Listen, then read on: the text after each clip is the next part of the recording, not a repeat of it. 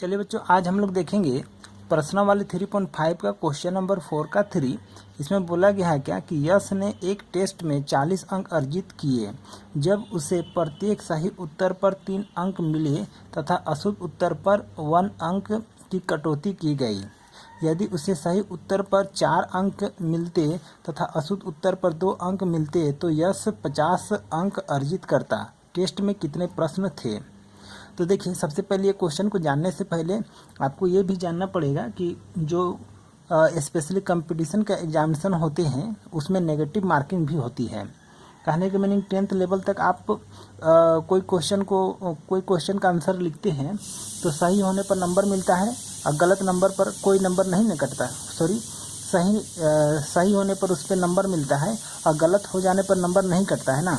लेकिन competition exam जब अगर लिखिएगा तो उसमें कुछ नेगेटिव मार्किंग भी होती है।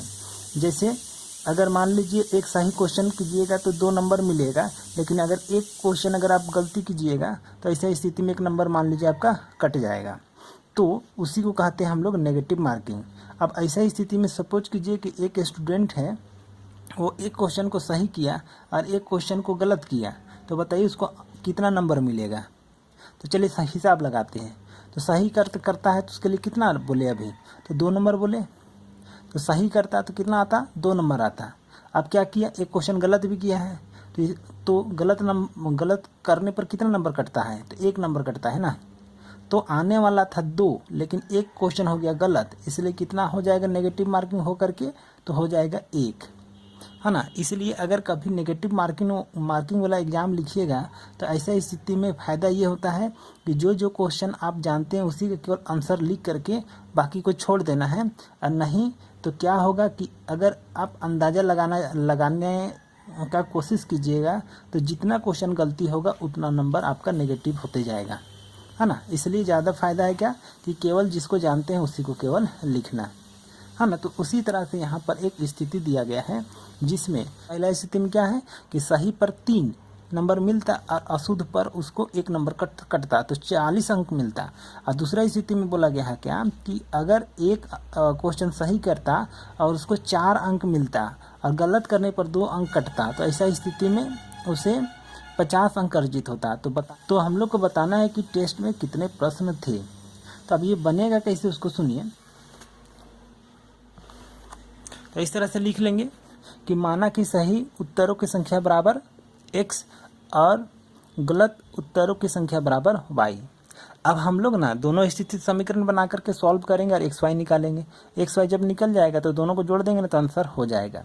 तो चलिए प्रश्नानुसार पहला स्थिति में क्या बोला है, तो पहला स्थिति में बोला गया है क्या कि एक अगर सही करे और उसे 3 नंबर मिले और अगर एक गलती करने पर 1 नंबर कटे तो क्या होता है। देखिए, एक सही करने पर हम लोग बोल रहे हैं कितना थे, 3 नंबर मिल रहा है, तो कितना वो सही किया है।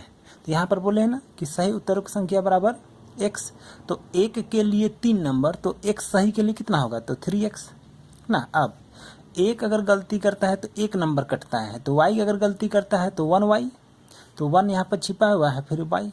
अब ये घटेगा ना, नेगेटिव मार्किंग हो रहा है ना, इसलिए 3x - y इक्वल टू कितना आ जाता है, तो 40 बोला है कि क्वेश्चन में। देखिए यहाँ पर कि किधर गया, यहाँ पे देखिए 40।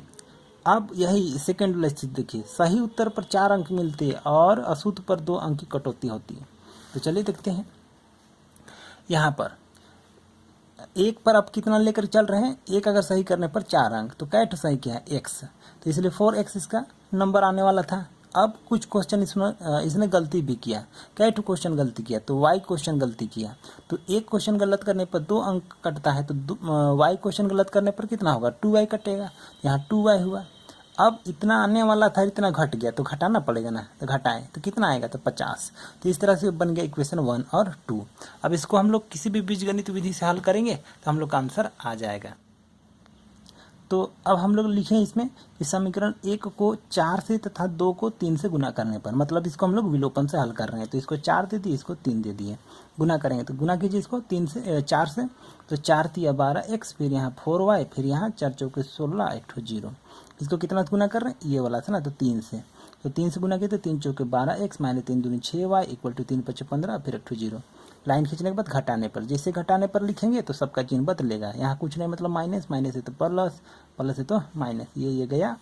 उसके बाद यहाँ पर 4y, यहाँ 6y, तो 4y से 6y हम लोग को घटाना है, सॉरी 4y माइनस में है और प्लस में 6y है, तो 6y बड़ा है ना, तो इसी का चिन्ह लगा, तो यहाँ कुछ नहीं दिया मतलब प्लस है ना, तो 6y से 4y घटाए तो 2y आ गया। अब इक्वल टू यहाँ 160 से 150 घटा दिए तो 10 आया। इसको काट रहे 2 1 2, 2 5 10, तो y इक्वल टू कितना आ गया 5। अब देखिए y का मान समीकरण 1 में रखने पर, तो किसी में भी रखिए 1 या 2, किसी में भी रखने से चल जाएगा, तो 1 में हम लोग रख रहे हैं। तो कितना हुआ, तो 3x, यहाँ से देखिए 3x माइनस फिर y, तो y की जगह कितना है 5, तो डालिए 5 इक्वल टू 40, तो यहाँ डाल दिया 40। अब सिंपली सॉल्व करेंगे, तो ये 3x बचा है, ये माइनस में इधर आए तो प्लस में, तो 40 और 5 45 हुआ। अब काट रहे 3 का 3, 3 5 3 का 3, 3 5 15, तो x इक्वल टू कितना आ गया 15। तो गलत प्रश्नों की संख्या हो गया 5 और सही प्रश्नों की संख्या हुआ 15, इसलिए कुल प्रश्नों की संख्या बराबर कितना हो गया, तो x प्लस वाई करना पड़ेगा ना, शुरू में ही बताए थे कि इसको जोड़ना पड़ेगा, तो x प्लस वाई, तो x का वैल्यू है 15 और y की जगह है 5, तो 5 हो गया, इस तरह से जुटा हो गया 20। तो इस तरह से हो गया हम लोग का कि कुल प्रश्नों की संख्या हो गया 20। तो उम्मीद करते हैं आप लोग को समझ में आ गया होगा। समझ में आ गया होगा तो वीडियो को लाइक कीजिए और चैनल में नए हैं तो चैनल को सब्सक्राइब कर लीजिए।